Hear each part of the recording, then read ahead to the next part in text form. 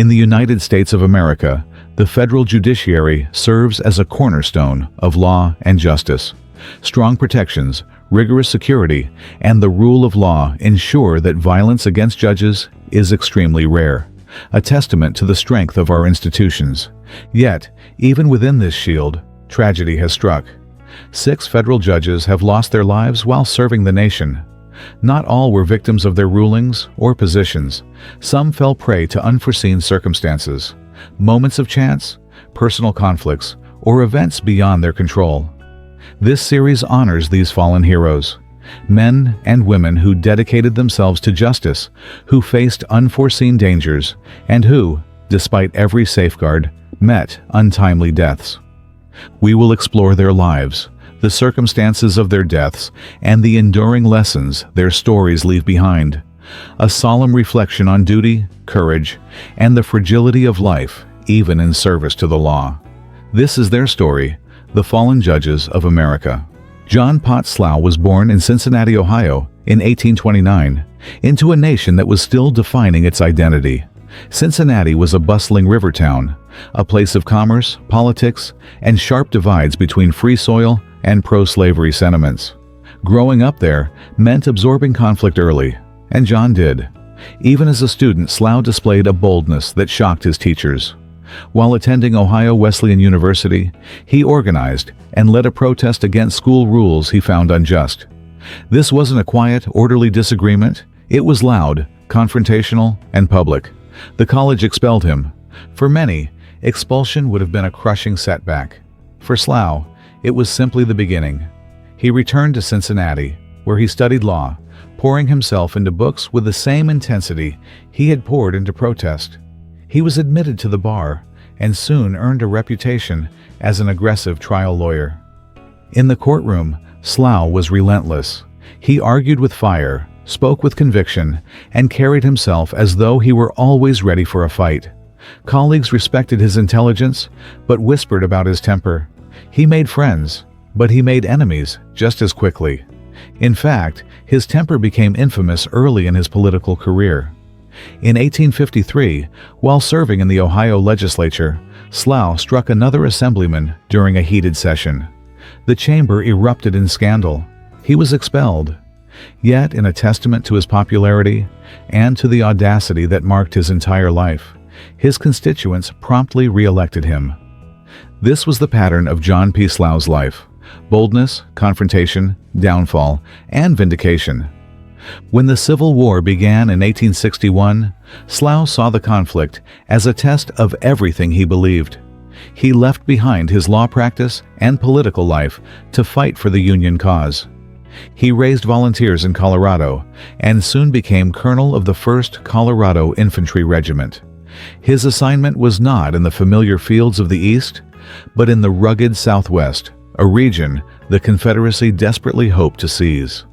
In March of 1862, at the Battle of Glorieta Pass, Slough faced his greatest test. Confederate forces under General Henry Hopkins Sibley were marching through New Mexico territory. Their goal was bold: capture the West's resources, seize California, and perhaps even open a path to foreign recognition for the Confederacy. Slough's Colorado troops, many of them miners and frontiersmen, clashed with the Confederates in the narrow mountain pass near Santa Fe. The fighting was brutal, the terrain harsh, but Slough, understanding that supply lines win wars, ordered his men to destroy the Confederate wagons. With their supplies burned, the Confederates had no choice but to retreat. The battle became known as the Gettysburg of the West. Slough's leadership preserved Union control of the Rocky Mountain region and denied the Confederacy a Western empire. For his service, Slough was breveted a brigadier general. Yet, even in victory, controversy followed him. Fellow officers accused him of arrogance. He clashed with superiors. His reputation was that of a brave but abrasive commander, a man who demanded loyalty, spoke his mind, and tolerated no insult. When the war ended, Slough returned briefly to civilian life, but he was not a man to fade quietly into obscurity. In 1866, President Andrew Johnson rewarded him with a prestigious post, Chief Justice of the New Mexico Territorial Supreme Court. This was not a ceremonial role. New Mexico, still a territory, was one of the most lawless and politically divided regions in the Union. It was dominated by competing interests, long-established Hispanic elites who held much of the land, Anglo newcomers hungry for influence, native communities caught in the crossfire, and powerful political bosses who controlled patronage and business. Slough entered this world determined to impose federal authority. From his first days on the bench, he made it clear he would not be intimidated. He issued rulings that attacked the system of peonage, a form of debt servitude, siding with Pueblo Indians and poor laborers against powerful landowners. He organized efforts to honor fallen Union soldiers in Santa Fe. He demanded respect for the law and denounced corruption in fiery language. But his style, as always, was confrontational. He called out politicians by name, insulted their practices, and treated rivals with open disdain. His judicial robes did not soften his personality. If anything, they sharpened it. In a territory where politics was often enforced with guns, Slough's words were dangerous weapons. On December 15, 1867, Slough entered the La Fonda Hotel in Santa Fe. The hotel, facing the Central Plaza, was a hub of territorial life. Merchants, travelers, and politicians all passed through its adobe halls. That day, fate put him face to face with William Logan Rynerson, a legislator and bitter political enemy. Their animosity was no secret. Rynerson had accused Slough of corruption and misconduct. Slough, in turn, had mocked him publicly. The two men exchanged words. Witnesses recalled the intensity, voices rising, gestures sharp, tempers burning. The confrontation escalated rapidly. Accounts differ on the exact moment, but most agree on this. Rynerson drew his revolver first. Slough, with the defiance that defined his life, is said to have shouted, "Shoot and be damned." The gun fired. The bullet struck Slough in the abdomen. He staggered, collapsed, and the crowded hotel erupted in panic. Slough managed to draw a small derringer, but the wound had already sealed his fate. He never fired. Slough was carried to a nearby room. Doctors were called. The bullet had torn deep, and in 1867 Santa Fe, medical care was limited. They tried, but the wound was beyond their skill. For 2 days, the judge lingered. Witnesses described him as restless, fevered, and still unyielding in spirit. He knew he was dying. He told those around him that he had come west to enforce the law, not to be struck down by violence. On December 17th, 1867, 2 days after the shooting, John P. Slough died. He was only 38 years old. The news spread quickly. A Union general, a federal judge, a man who had stood at Glorieta Pass, now cut down in the very territory he had once saved. The killing of Judge Slough shocked the nation. Newspapers across the United States reported it with outrage. A federal judge, the embodiment of law, murdered in public by a politician. Slough's death became a grim milestone. He was the first federal judge in American history to be murdered while in office. His enemies whispered that he had brought it upon himself, that his temper and arrogance made violence inevitable. His supporters, however, saw him as a martyr, a man who had stood against corruption and paid for it with his life. In Santa Fe, the shock soon gave way to anger when Rynerson was acquitted. To many, the verdict was a symbol of how deeply entrenched political power could bend the law. Justice, it seemed, had died with Judge Slough. And yet, his legacy endured. At Glorieta Pass, he was remembered as the general who had saved the Union West. In Washington, his name was entered into the record of fallen federal judges.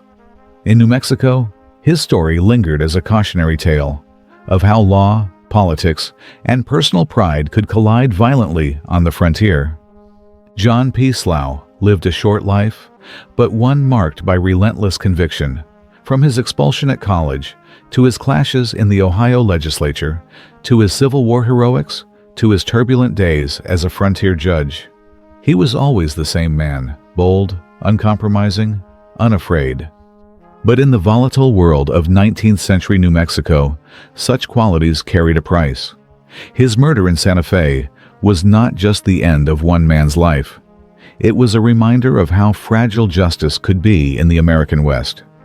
History remembers John P. Slough as both soldier and judge, hero and victim, a man whose voice was too bold for silence and whose end was as dramatic and fiery as his life. From the gun smoke of the frontier to the streets of Texas more than a century later, the next judge on our list earned a nickname that made criminals tremble: Maximum John. And for that reputation, he became the first federal judge in the 20th century to be assassinated. John Howland. Wood Jr. was born in Rockport, Texas, in 1916, into a family deeply tied to the state's history. He was the great-grandson of a Texas revolutionary and carried with him a sense of tradition, discipline, and duty. Wood studied at the University of Texas at Austin, where he showed a sharp intellect and a steady demeanor. After earning his law degree, he practiced in San Antonio, a city that would remain central to his life. During World War II, he served as a naval officer, gaining not only discipline, but also a reputation for integrity and courage. After the war, he returned to law, building a career marked by methodical preparation and strict moral standards. By the late 1960s, his reputation brought him national recognition. In 1970, President Richard Nixon nominated him to the U.S. District Court for the Western District of Texas. Wood accepted, stepping into a role that would bring him both respect and deadly danger. As a federal judge, Wood quickly earned a nickname: Maximum John. He gained this reputation because of his tough sentencing, especially in cases involving drug traffickers. While some judges offered lighter penalties, Wood believed strongly in deterrence. When major drug dealers appeared in his courtroom, they knew one thing: if convicted, Wood would hand down the maximum prison time allowed by law. In the 1970s, America's war on drugs was intensifying. Texas, with its long border, was a critical battleground. Drug cartels and traffickers funneled heroin, cocaine, and marijuana across the Rio Grande. Federal prosecutors depended on judges like Wood to enforce stiff penalties. But in the world of organized crime, Wood's reputation was not simply judicial. It was personal. To traffickers, Maximum John was not just a judge. He was an enemy.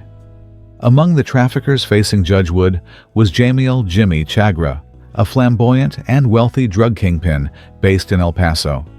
Known as one of the largest marijuana smugglers in the Southwest, Chagra moved millions of dollars worth of drugs across the border. In 1979, Chagra was set to appear before Judge Wood on major trafficking charges. If convicted, he would almost certainly face a devastating sentence, perhaps decades in federal prison. Chagra feared the worst. To him, Judge Wood represented a death sentence of a different kind: the end of his empire, his fortune, and his freedom. Desperate, Chagra did the unthinkable.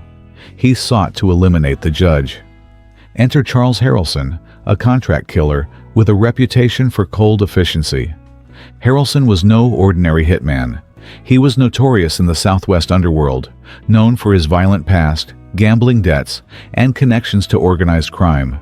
He also had a strange footnote in history. He would later become known as the father of Hollywood actor Woody Harrelson. Chagra allegedly arranged for Harrelson to kill Judge Wood in exchange for a $250,000 contract, a staggering sum at the time. Harrelson accepted. May 29, 1979, San Antonio, Texas. Judge John H. Wood Jr. lived in a modest townhouse with his wife. That morning, he stepped outside to get into his car and head to the courthouse. As he approached his vehicle, a shot cracked the quiet air. Harrelson, armed with a high-powered rifle, fired a single bullet. It struck Judge Wood in the back. He collapsed near his car, fatally wounded. The judge who had sent so many traffickers to prison had been assassinated on his own doorstep. He was 62 years old. The murder stunned the nation. It was the first assassination of a sitting federal judge in the 20th century. President Jimmy Carter condemned the killing, calling it an attack on the very foundations of American justice. the Department of Justice launched one of the most extensive investigations in its history. U.S. Marshals were ordered to protect other federal judges, and the question on everyone's mind was chilling. If a drug trafficker could order the murder of a federal judge, was anyone in the justice system truly safe? The FBI and federal authorities quickly suspected that Judge Wood's murder was a contract killing. The precision of the attack, the timing with Chagra's upcoming trial, and the judge's reputation all pointed to organized crime. Their investigation zeroed in on Charles Harrelson. Already a known criminal, Harrelson was linked to Chagra through informants and surveillance. After intense investigation, federal prosecutors charged Harrelson with the assassination. In 1983, after years of legal maneuvering, Charles Harrelson was convicted of murdering Judge Wood. Evidence showed that Jamiel Chagra had paid him to carry out the hit. Although Chagra admitted to paying for the murder, he was acquitted of direct charges related to the assassination, but convicted on other drug-related crimes. Harrelson was sentenced to 2 life terms in prison. The trial was among the most sensational of its era, blending organized crime, contract killing, and the assassination of a federal judge. The assassination of Judge John H. Wood Jr. had lasting consequences. It underscored the vulnerability of federal judges and led to expanded security measures nationwide. It revealed the reach of organized crime and its willingness to attack the justice system itself. It cemented Judge Wood's legacy as a man who stood firmly against drug trafficking, even at the cost of his life. To this day, federal marshals provide protection for judges deemed at risk, a practice intensified after Wood's assassination. Judge John H. Wood Jr. is remembered as a stern but principled jurist. His nickname, Maximum John, was both a reflection of his severity and a tribute to his belief in the law as a shield for society. On that morning in 1979, he paid the ultimate price for his commitment to justice. His death was not just a personal tragedy. It was a national warning of how fragile justice can be when confronted by violence and corruption. In the halls of the federal courts, his name is spoken with reverence. He is remembered as the first and one of the few federal judges in modern America to be assassinated. But not all attacks came from organized crime. Sometimes, danger followed a judge home. Our next story takes us to a quiet New York suburb, where a father's rage turned a backyard into a courtroom of blood. Richard Joseph Duranko was born in New York City in 1931, the son of working-class Italian-American parents. Raised in the Bronx, he grew up with a strong sense of discipline, faith, and community. He attended Fordham University, where his intelligence and drive quickly stood out. After earning his law degree, he joined the U.S. Army and served as a Judge Advocate General JAG officer, gaining courtroom experience in military settings. When his service ended, Duranko returned to New York and built a private law practice. He married and became a father, carving out a steady life. He was known by friends and colleagues as disciplined, humble, and deeply devoted to his family. By the late 1970s, his reputation as a lawyer led him into public service. In 1979, New York Governor Hugh Carey appointed him as a state judge. Then, in 1987, President Ronald Reagan elevated him to the U.S. District Court for the Southern District of New York, one of the most prestigious federal benches in the nation. Duranko's rise seemed to embody the American dream, from a Bronx upbringing to the highest levels of the judiciary. Judge Duranko quickly earned respect in the courtroom. He was not flashy or self-promoting. Instead, he was known for fairness, patience, and dignity. Lawyers who appeared before him admired his calm demeanor and his commitment to listening carefully before rendering judgment. Colleagues described him as a judge's judge. He believed in applying the law as written, without favor or bias. For litigants, that meant a fair hearing, but not always a favorable outcome. And in 1988, one of those outcomes would have fatal consequences. In early 1988, Judge Duranko presided over a civil rights and sexual harassment case involving a woman named Diane Bingham. Bingham, a former employee of the Yonkers Police Department, alleged that she had been subjected to sexual harassment and discrimination. Her claims were serious, but they relied heavily on her personal testimony rather than corroborating evidence. After reviewing the case, Judge Duranko ruled against her. He dismissed the lawsuit, finding her claims unsubstantiated. In his decision, he acknowledged the seriousness of harassment, but concluded the evidence presented simply did not meet the legal threshold. For most cases, this would have been the end. But for Diane Bingham, and more critically, her father Charles Bingham, it was only the beginning. Charles Bingham was a retired New York City police officer.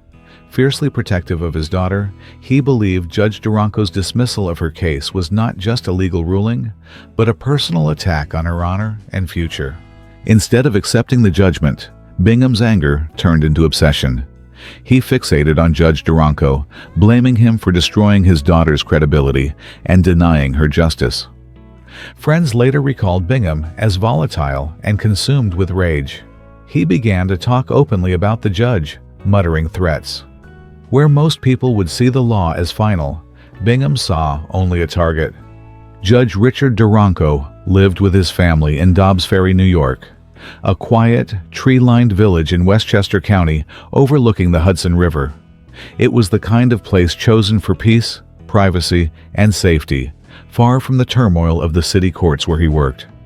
But on May 21, 1988, that peace was shattered. On that spring Saturday, Judge Duranko was at home, gardening in his yard.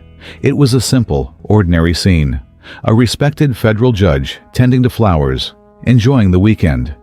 Suddenly, Charles Bingham arrived. Armed with a handgun, he confronted the judge in his own backyard. Witnesses later recounted hearing an argument, then gunfire. Bingham fired multiple shots, striking Judge Duranko. The judge collapsed among his plants, mortally wounded. His wife and one of his daughters, who was inside the house, heard the shots and rushed out, only to find the unimaginable, their husband and father dying before their eyes. Charles Bingham turned the gun on himself, committing suicide at the scene. In a matter of minutes, the suburban calm had been transformed into a crime scene of national significance. News of Judge Duranko's assassination spread quickly. The idea that a federal judge could be hunted down in his own yard shook the legal community to its core. Chief Judge Charles L. Bryant of the Southern District of New York called it a personal and institutional tragedy. Lawyers who had practiced before him described him as a model of fairness. For his family, the pain was immeasurable. His wife and children, forced to witness the aftermath of the attack, were left to mourn not only the man they loved, but also the destruction of their sense of safety. Judge Duranko's murder highlighted a growing concern in America, the vulnerability of judges to disgruntled litigants. Unlike organized crime killings or political assassinations, this was something different, a case of personal vengeance against a judge for a ruling made in court. The attack forced a national reckoning. Federal judges began receiving more robust security assessments. U.S. Marshals expanded their protective duties. Discussions intensified about how to balance judicial independence with the reality of rising threats. Richard J. Duranko is remembered as a man of honor, integrity, and quiet strength. His assassination was not just an attack on one person, but an attack on the principle of impartial justice. In recognition of his sacrifice, the Richard J. Duranko Westchester County Courthouse in White Plains, New York, was later dedicated in his honor. His name also stands alongside the small but tragic list of U.S. federal judges murdered in office, a reminder of the risks borne by those who sit in judgment. On that May afternoon in 1988, Judge Duranko was not in his courtroom. He was not wearing his robes, nor sitting on the bench. He was simply a man in his garden, enjoying a spring day. But the law he represented followed him home, and the anger of one man, unwilling to accept the impartial ruling of a federal judge, turned deadly. The story of Judge Richard J. Duranko is a story of justice interrupted, of a life devoted to fairness and cut short by vengeance. Yet it also remains a story of courage, of a judge who stood by his convictions and whose legacy lives on in the courts he served so faithfully. By the late 1980s, violence against the judiciary had taken on a new, terrifying form. This time, it arrived in the morning mail. And one of the most respected appeals judges in the South paid with his life. Robert Smith Vance was born in Talladega, Alabama, in 1931, into a family of modest means but strong values. Bright, disciplined, and ambitious, he excelled academically and won a scholarship to attend the University of Alabama. There, he distinguished himself as a student leader, later earning a law degree. In an era when the South was convulsed by civil rights struggles, Vance's legal career unfolded in the middle of historic change. He entered private practice in Birmingham and soon became active in Democratic politics, advocating for civil rights and moderate reform. At a time when Alabama politics was often dominated by segregationist rhetoric, Vance was seen as a steady and principled figure, willing to rise above the racial tensions that divided the state. By the late 1970s, his reputation as a fair-minded lawyer and civic leader brought him to the attention of President Jimmy Carter. In 1977, Carter nominated him to the U.S. Court of Appeals for the 11th Circuit, which covers Alabama, Florida, and Georgia. Vance accepted, joining the second highest level of the federal judiciary. On the bench, Judge Vance quickly earned admiration for his judicial temperament. He was deliberate in his rulings, careful in his reasoning, and respected for his ability to build consensus among colleagues. He was not a grandstander, nor was he known for fiery dissents. Instead, his strength was balance, applying the law with calm authority, regardless of politics or pressure. His rulings touched on civil rights, criminal justice, and constitutional issues in one of the most influential circuits in the country. He carried himself with humility, and colleagues admired his dedication. But in 1989, the serene life of this thoughtful jurist was shattered by an act of terror. In the late 1980s, the U.S. faced a disturbing wave of mail bombings. Unknown attackers were sending explosive packages to civil rights organizations, federal offices, and individuals tied to the justice system. The bombs were crude but deadly, hidden inside ordinary packages. Several had already detonated, killing and maiming victims. Authorities feared a domestic terrorist campaign, but leads were scarce. Judges across the country were warned to be cautious, but the sense of danger felt abstract, until it reached Judge Robert Vance's doorstep. It was a quiet Saturday morning in Mountain Brook, Alabama, an affluent suburb of Birmingham, where Judge Vance lived with his wife, Helen. On that day, a package arrived in the mail. It looked like an ordinary manila envelope, large enough to contain documents. Judge Vance, accustomed to receiving legal briefs and correspondence, thought nothing of it. He carried it into his kitchen, where his wife was nearby. As he opened the package, the room exploded in fire and steel. The bomb tore through his body instantly. Judge Robert Vance collapsed to the floor, mortally wounded. His wife Helen was also struck by shrapnel and badly injured. The federal judge, a man who had spent his career weighing evidence and arguments in pursuit of justice, had been assassinated by an unseen hand, a bomb sent through the U.S. mail. He was 58 years old. The murder of Judge Vance stunned the judiciary and the nation. News spread rapidly. A federal appeals judge, one of the highest-ranking jurists in the country, killed in his own home by a bomb. The FBI, Justice Department, and U.S. Marshals launched an emergency investigation. Other federal judges were immediately placed under guard.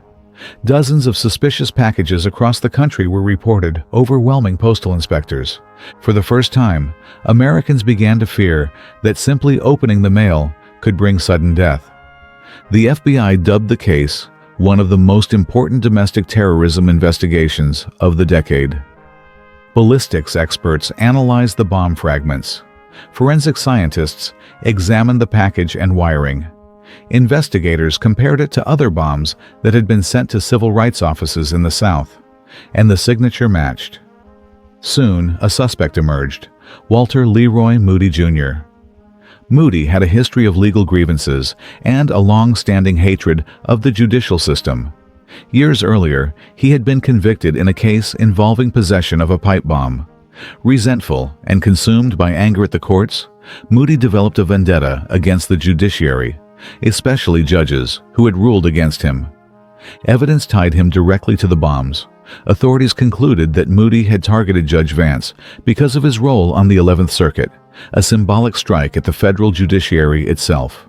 Moody was arrested and charged in one of the most high-profile trials of the era. The evidence against him was overwhelming: bomb-making materials, witness testimony, and a trail of grievances that pointed directly to him. Prosecutors argued that the murder of Judge Vance was the centerpiece of a campaign of terror designed to intimidate the federal courts. In 1991, Moody was convicted in federal court of multiple charges related to the bombings. Later, in 1996, he was convicted in Alabama State Court of the capital murder of Judge Robert Smith Vance. He was sentenced to death. Walter Leroy Moody Jr. spent decades on death row, appealing his sentence, but the courts upheld his conviction. On April 19, 2018, nearly 29 years after Judge Vance's assassination, Moody was executed by lethal injection in Alabama at the age of 83. He remains the oldest inmate executed in modern U.S. history. The murder of Judge Robert Vance left a deep scar on the American judiciary. It reinforced the need for security protections for federal judges and their families. It highlighted the threat of domestic terrorism long before such fears became mainstream. It reminded Americans of the vulnerability of even the most powerful figures in the justice system.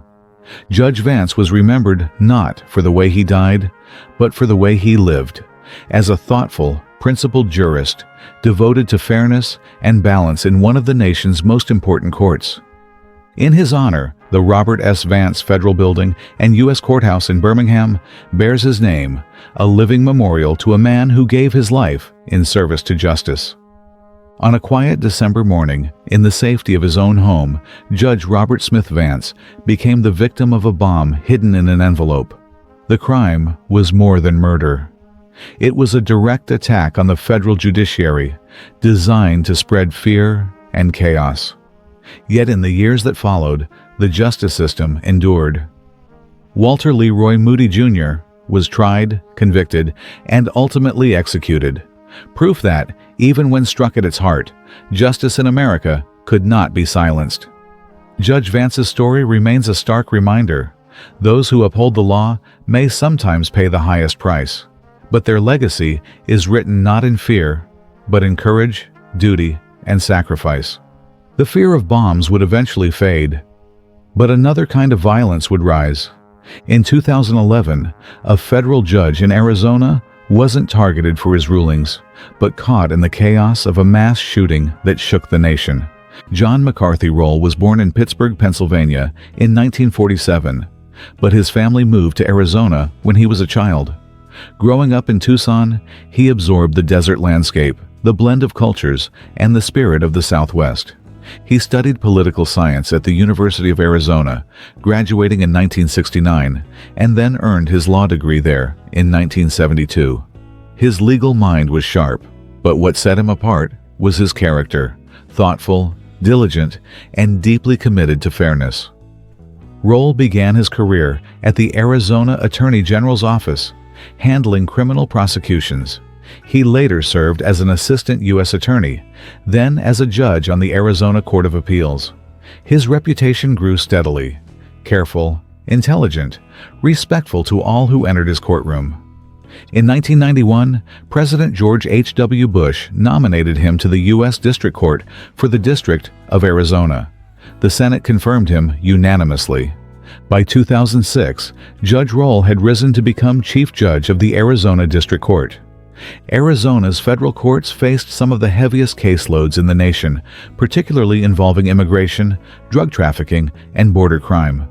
Roll handled these cases with balance and impartiality, even when the political environment surrounding border policy was tense and volatile.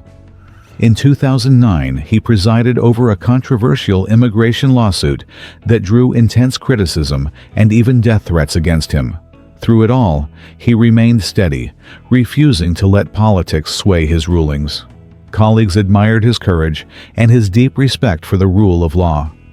Outside the courtroom, Roll was a man of deep Catholic faith, a husband, and a father of 3 sons. He was known in his community as approachable, modest, and kind. He mentored young lawyers, encouraged civic engagement, and treated courtroom staff with genuine warmth. To many, he embodied the ideal of a federal judge, firm in law, gentle in spirit. But on one winter morning in 2011, his life was cut short in an act of random, devastating violence. The date was Saturday, January 8, 2011. U.S. Representative Gabrielle "Gabby" Giffords was holding a public event, a Congress on Your Corner meeting, outside a Safeway supermarket in Tucson. The idea was simple: to give constituents a chance to meet their congresswoman in an informal setting. Judge Roll, though not scheduled to be there, decided to stop by. He had attended Mass earlier that morning and then thought it would be a good chance to greet Giffords, whom he respected. He also wanted to thank her staff for their help on a recent issue affecting the federal courts in Arizona. It was meant to be a quick, friendly visit. At around 10:10 a.m., as the event was underway, a young man stepped forward from the crowd. He was armed with a 9mm Glock pistol and carrying multiple magazines of ammunition. Without warning, he began firing. The scene descended into chaos. Shots rang out in rapid succession. People screamed and scattered. Within seconds, the shooter hit Congresswoman Giffords in the head and turned his weapon on the crowd. Judge John Roll, standing nearby, was caught in the gunfire. Reports later suggested he acted instinctively, trying to shield or push another person out of harm's way. A bullet struck him fatally. By the time bystanders wrestled the gunman to the ground, 6 people lay dead, including Judge Roll. 13 others were wounded. The shooting shocked the nation. Judge John Roll, Chief Judge of the U.S. District Court of Arizona, had been killed not for a ruling he made, not for a vendetta, but because he happened to be at a public event that turned into a massacre. President Barack Obama spoke to the nation, praising Roll as a man of integrity who had served America's legal system with fairness and distinction. Attorney General Eric Holder called his death a stark reminder of the dangers faced by those who serve the public. Colleagues in Arizona were devastated. They remembered him as a leader, a mentor, and a man who balanced the crushing caseload of a border court with grace and patience. The shooter was identified as Jared Lee Loeffner, a 22-year-old with a history of mental instability. His writings and behavior revealed paranoia, anger, and an obsession with Giffords. He was charged with federal murder and attempted murder, including the assassination of a federal judge. In 2012, after being found mentally competent to stand trial, Loeffner pleaded guilty to 19 charges, including the murder of Judge Roll. He was sentenced to 7 consecutive life terms plus 140 years in prison, ensuring he would never be free again. Judge Roll's death was a devastating loss to the judiciary, but his life and career left behind a powerful legacy. As Chief Judge, he fought for more resources for Arizona's overwhelmed courts, ensuring fair trials even under immense strain. He was respected across the political spectrum for his integrity and balance. His faith and humility made him beloved in his community.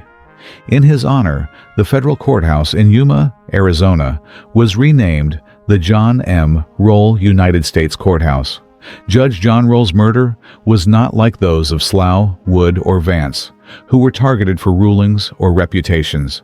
His death came through random violence, a tragic convergence of public service and senseless rage. Yet in that randomness, there was still meaning.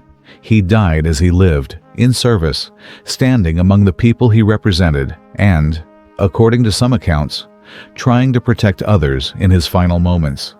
His story reminds us that federal judges, though robed in authority, are human beings, husbands, fathers, neighbors, vulnerable to the same dangers as the citizens they serve. On that January morning in Tucson, Judge John Roll went to greet his congresswoman. Instead, he became one of the victims of a tragedy that scarred Arizona and shook the nation. His name now stands in the solemn list of federal judges murdered in office. But more importantly, his memory endures as a man of principle, faith, and humility, whose life's work was the pursuit of justice. And yet, not every fallen judge was struck down by politics or terror. The most recent tragedy came in a way no one could have predicted, not in a courtroom, but on a quiet Florida crosswalk. Sandra Jeanne Feuerstein was born in New York City in 1946 into a remarkable family. Her mother, Annette Elstein, was herself a trailblazer, one of the first women to serve as a U.S. immigration judge. Growing up with a mother who broke barriers in the judiciary left a deep impression on young Sandra. She followed a similar path of achievement. After attending University of Vermont and earning her law degree from Cardozo School of Law in 1979, she launched her legal career in New York. First, she worked as a school teacher, then as a law clerk, before moving into the courtroom as a practicing attorney. Her background as both an educator and lawyer gave her a unique reputation: fair, empathetic, but no nonsense. Feuerstein's legal career advanced quickly. She served as a New York State judge in the 1980s and 1990s, gaining a reputation for thoughtful, well-reasoned decisions. In 2003, her career reached its pinnacle. President George W. Bush nominated her to the U.S. District Court for the Eastern District of New York, one of the busiest and most important federal courts in the nation, covering Brooklyn, Queens, Staten Island, and Long Island. She was confirmed unanimously, a sign of the respect she commanded. For nearly 2 decades, Judge Feuerstein presided over complex cases, from organized crime prosecutions and terrorism trials to civil rights lawsuits and commercial disputes. Colleagues describe Judge Feuerstein as a calm, meticulous, and principled jurist. She brought dignity to the courtroom and cared deeply about the people behind the cases. She never forgot her teaching background, often mentoring young lawyers and clerks. And she carried her mother's legacy proudly. A second generation of women breaking barriers in the federal judiciary. Her rulings were firm, her demeanor professional, and her reputation impeccable. By 2021, she had become a senior judge, still active on the bench, respected across New York's legal community. In the spring of 2021, Judge Feuerstein traveled to Boca Raton, Florida. It was a chance to enjoy the sunshine, step away briefly from her demanding docket, and spend time with friends. Boca Raton, known for its quiet neighborhoods and palm-lined streets, seemed a world away from the bustling courthouses of Brooklyn and Central Islip, where she had worked for so long. But what should have been an ordinary day turned into tragedy. On the afternoon of April 9, 2021, Judge Feuerstein was walking along Ocean Boulevard in Boca Raton. The weather was clear, the ocean nearby, a peaceful coastal scene. Suddenly, a car veered onto the sidewalk. Behind the wheel was a young driver who, according to police, was speeding, impaired, and had been weaving through traffic. The vehicle struck Judge Feuerstein, throwing her to the ground. The driver did not stop. It was a hit and run. Emergency responders rushed to the scene, but the injuries were catastrophic. At age 75, Judge Sandra J. Feuerstein was pronounced dead. Police quickly identified the suspect as Nastasia Snape, a 23-year-old woman from North Lauderdale. Witnesses reported erratic behavior before and after the crash.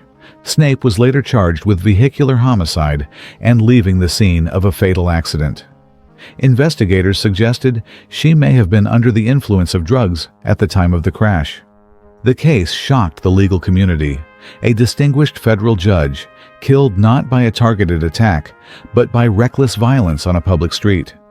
News of Judge Feuerstein's death reverberated through New York's courts and across the federal judiciary. Chief Judge Margot Brody of the Eastern District of New York called her a treasured colleague, dear friend, and a true public servant. Lawyers who had appeared before her described her as fair, patient, and respectful. Former clerks remembered her as a mentor who took time to nurture young legal talent. Her death also carried symbolic weight. She was the first sitting female federal judge in the Eastern District of New York, and her passing was mourned as the loss of a pioneer.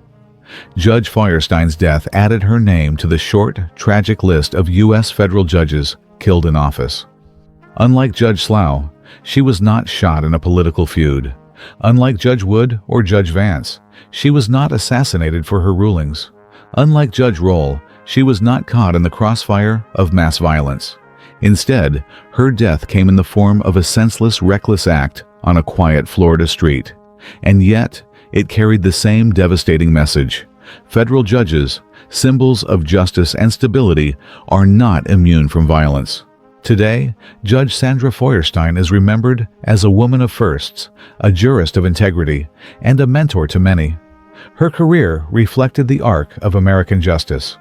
From her immigrant mother's pioneering role in the immigration courts to her own rise to one of the busiest federal benches in the nation. In her honor, colleagues, clerks, and friends established memorial lectures and tributes, ensuring that her story and her contributions would not be forgotten. On April 9, 2021, Sandra Feuerstein stepped into a crosswalk in Boca Raton, Florida. She was not in her courtroom, not delivering a ruling, not wearing her black robe. She was simply a woman, a mother, a friend, walking in the sun. But her death reminds us of a stark truth. Those who dedicate their lives to justice sometimes meet endings as sudden and unjust as any case they preside over. Judge Feuerstein's life was one of service, dignity, and principle. Her story closes the tragic roll call of murdered federal judges in American history, a sobering reminder of the price sometimes paid by those who wear the robe. 6 judges, 6 lives ended by violence. From frontier duels to modern-day tragedies, their stories remind us justice is powerful, but never invincible. And sometimes, those who defend it pay the ultimate price. Throughout the history of the United States, only a handful of federal judges have been murdered while in office. 6 names, Slough, Wood, Duranko, Vance, Roll, and Feuerstein, stand on this solemn list. Their stories stretch across centuries. From the raw violence of the frontier in 1867, to the organized crime era of the 1970s and 80s, to domestic terrorism in the late 1980s, to the mass shooting in Tucson in 2011, and most recently, a tragic hit-and-run in 2021. Each case is unique, but together they reveal something important. The robe does not shield its wearer from danger. Judges, though powerful in the courtroom, remain vulnerable outside of it. Justice carries risk. To sentence criminals, dismiss claims, or enforce the law often means standing against powerful forces, bitter grievances, or random violence. Yet the system endures. Each time a judge has been murdered, the courts have carried on, rulings have continued, and justice has ultimately prevailed over intimidation. What can we learn from these tragedies? The value of judicial courage. Each of these judges carried out their duties faithfully, knowing the risks that come with judgment. Their sacrifices remind us that independence of the judiciary is not just a principle. It is a responsibility carried by individuals who sometimes pay the ultimate price. The importance of security and vigilance. These cases pushed America to rethink how judges are protected.